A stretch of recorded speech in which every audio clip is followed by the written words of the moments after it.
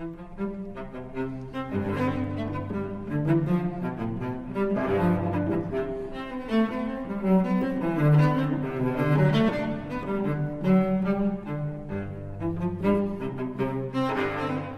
a todos, yo soy Leonora Castaño y este es el cuarto de atrás. No olviden que además de estos videos, ustedes pueden oír todos los cuentos que he ido leyendo a lo largo de estas temporadas en mi podcast El Cuarto de Atrás, en Spreaker o en Spotify. O si ya quieren ver todo mi contenido, pueden suscribirse de manera gratuita a mi canal de YouTube, El Cuarto de Atrás, Leonora Castaño, así juntico, para que me encuentren más fácil. En El Cuarto de Atrás, cada semana invitamos a un escritor y leemos dos de sus obras, cuentos, relatos, uno en el podcast y otro en el video, para que podamos conocer un poco más de la obra del escritor invitado. Esta semana estoy muy contenta porque hemos invitado al escritor William Ospina. William Ospina es un escritor, ensayista, novelista y poeta colombiano que nació en 1954, que es reconocido como uno de los escritores más importantes de las últimas generaciones en nuestro país, que tiene una capacidad impresionante para hacer análisis históricos y tiene una visión crítica muy interesante sobre nuestro actuar y proceder como colombianos. Es uno de esos escritores, les decía en el podcast anterior, que nunca lo dejan a uno indiferente, que siempre lo ponen a uno a pensar. En cualquiera uno de los acercamientos que tenga con William Ospina, siempre termina reflexionando sobre lo que plantea. Es muy interesante. Ahora que me he ido andando un poco, metiendo un poco más en la obra de él, precisamente para El Cuarto de Atrás, estoy fascinada con su obra, que yo no la conocía mucho. Se lo recomiendo. Hemos leído, la semana pasada leímos una parte de su novela. Hoy voy a traer un ensayo que él tiene en este libro que se llama Un álgebra embrujada, en donde escribe algunos ensayos sobre escritores bastante importantes que han marcado nuestro devenir como humanos. Ya saben ustedes que a mí me gustan los libros que me traen o que nos traen nuevos escritores, o no tan nuevos, pero que de alguna manera nos acercan nuevamente a ellos. Hoy escogí uno súper lindo desde mi perspectiva que se llama Alfonso Reyes y los hados de febrero. El 9 de febrero de 1913, a las puertas del Palacio Nacional y a punto de convertirse en jefe de la nación mexicana, fue ametrallado el general Bernardo Reyes. Este hecho tuvo para la historia de México una doble importancia. Le arrebató al hombre que acaso habría podido conjurar una gran tragedia nacional, o que al menos pudo haber influido notablemente sobre ella. Y además, de un modo a la vez más poderoso y más secreto, marcó para siempre la vida de Alfonso Reyes, el hijo del general, quien tenía a la hora de la tragedia 24 años. Y que llegaría a convertirse en uno de los más grandes escritores de nuestra lengua. La muerte gloriosa e inútil de su padre, teniendo al fondo los fuegos y las músicas de la Revolución Mexicana, hizo que la vida de Alfonso Reyes se dedicara de un modo tan firme y tan infatigable a los trabajos del pensamiento. El que quiera saber quién soy, escribió años después, que lo pregunte a los hados de febrero.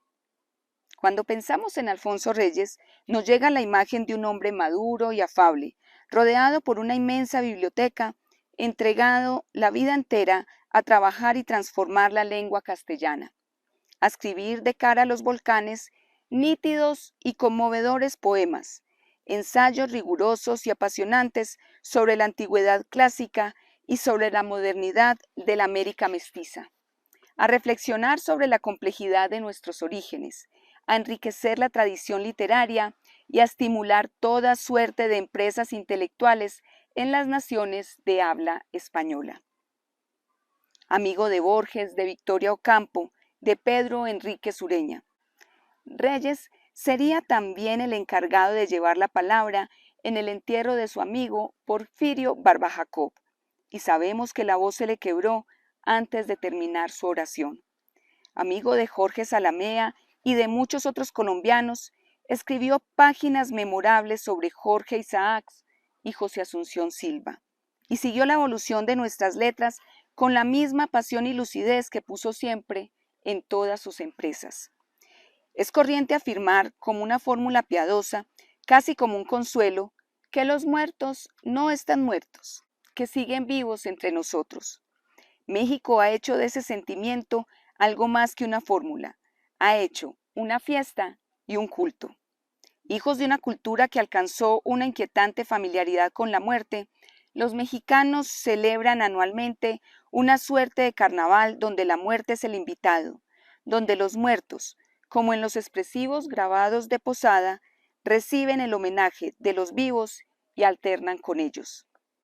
Esa fiesta de calaveras de colores, donde por todas partes nos miran cuencas de azúcar, nos agota en su mera superficie pintoresca.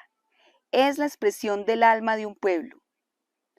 Basta leer Pedro Páramo para saber hasta qué punto la idea de la fusión entre los mundos de los vivos y los muertos es una obsesión de la cultura mexicana.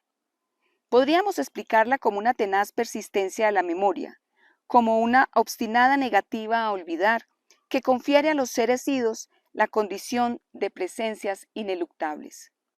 Este extremo ejercicio de la memoria podría parecernos enfermizo, si no fuera porque evidentemente no asume allí la forma de una ceremonia ominosa y lúgubre, sino que se manifiesta más bien de un modo poético y creador.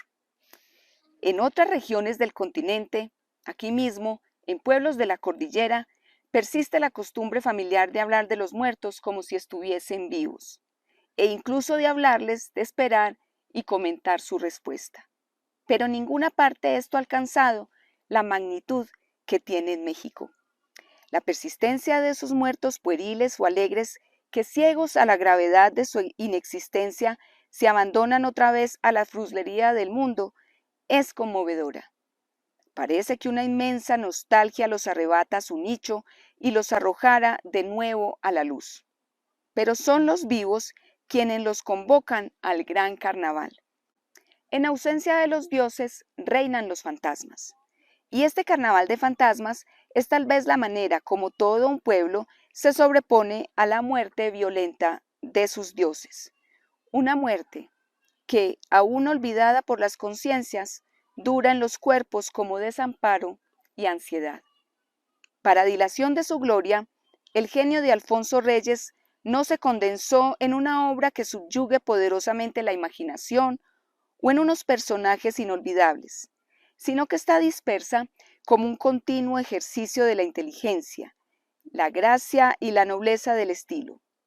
Borges ha dicho de él que escribió la mejor prosa de la lengua castellana de todos los tiempos. Si hay protagonistas en su obra, habría que decir que son el lenguaje y el pensamiento, aunque con frecuencia se encarnan en personajes.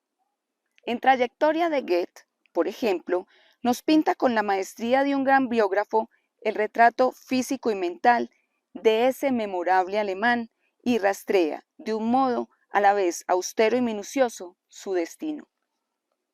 Una de las labores fundamentales de Alfonso Reyes fue la de contribuir toda la vida con su ejemplo y sus obras a la definición de lo que son nuestros pueblos y su cultura, a la eficaz construcción de nuestra identidad. No teníamos deber más imperioso que encontrar un lenguaje que realmente nos perteneciera, que no sonara en nuestros labios como una música desajustada y prestada, sino que adquiriera nuestra respiración, nuestra malicia, nuestro humor y el modo de nuestro sentir. Rubén Darío y sus discípulos realizaron fundamentalmente esa labor con el verso y cambiaron el continente.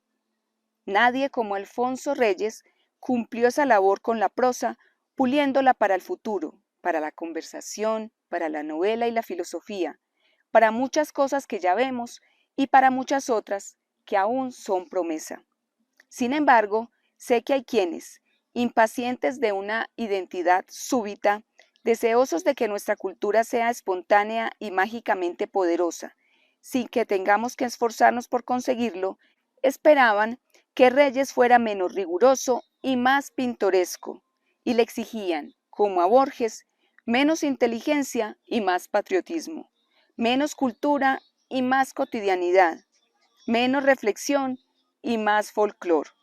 Entiendo que lo censuran por haber sido tan universal y por no haber sido más mexicano. Reyes, quien nunca se sometió a ciertas supersticiones, amaba mucho a su país y alguna vez se definió no como un hombre ni como mexicano, sino como sincero aprendiz de hombre y aprendiz de mexicano. Porque, añade, he conocido tan pocos hombres y entre estos tan pocos mexicanos. Pero basta para entender cuán mexicano fue al oírlo hablar, 20 años de la muerte de su padre a las puertas del Palacio Nacional, de la curiosa relación que ha establecido con ese muerto, altivo y glorioso. Discurrí que estaba ausente mi padre, situación ya tan familiar para mí, y de lejos me puse a ojearlo como solía. Más aún, con más claridad y con más éxito que nunca, logré traerlo junto a mí a modo de atmósfera, de aura. Aprendí a preguntarle y a recibir sus respuestas, a consultarle todo. Poco a poco, tímidamente, lo enseñé a aceptar mis objeciones. Aquellas que nunca han salido de mis labios, pero que algunos de mis amigos han descubierto por el conocimiento que tienen de mí mismo. Entre mi padre y yo, ciertas diferencias nunca formuladas, pero adivinadas por ambos como una temerosa y tierna inquietud, fueron derivando hacia un acuerdo más liso y llano. Y al final añade, yo siento que desde el día de su partida, mi padre ha empezado a entrar en mi alma y a hospedarse en ella a sus anchas. Venturosa idea de la inmortalidad por el amor, vivida en la carne, no como ese cementerio inmóvil que suele ser la memoria de nuestros muertos, sino haciéndose de la vida el escenario para que otros seres sigan viviendo y transformándonos. Tal vez es esa la enseñanza que ardía en el corazón del ritual mexicano, y por su reflexivo pertenecer a ese pueblo, Alfonso Reyes pudo convertirla en precisas palabras. También él ha dejado su espíritu alentando en nuestro idioma, en el lenguaje que hoy hablan más de 20 ansiosas repúblicas, y creo que no es una fórmula convencional decir que pocos muertos están tan vivos como este mexicano ejemplar que tanto nos ha dado. Ahora, cuando se cumplen los 100 años de su nacimiento, y una vez más la barbarie amenaza entre nosotros todas las frágiles y preciosas conquistas que hombres como él nos legaron, es una alegría intentar servir de eco a sus palabras. Los salvajes creían ganar las virtudes de los enemigos que mataban. Con más razón imagino que ganamos las virtudes de los muertos que sabemos amar. Y hasta aquí va este precioso ensayo escrito en 1989. Soy Leonora Castaño y les envío un abrazo. Si les gustó este ensayo, no olviden darle me gusta, dejarme todos sus comentarios y compartirlos con amigos y conocidos. Aquí los espero con una nueva lectura. Gracias.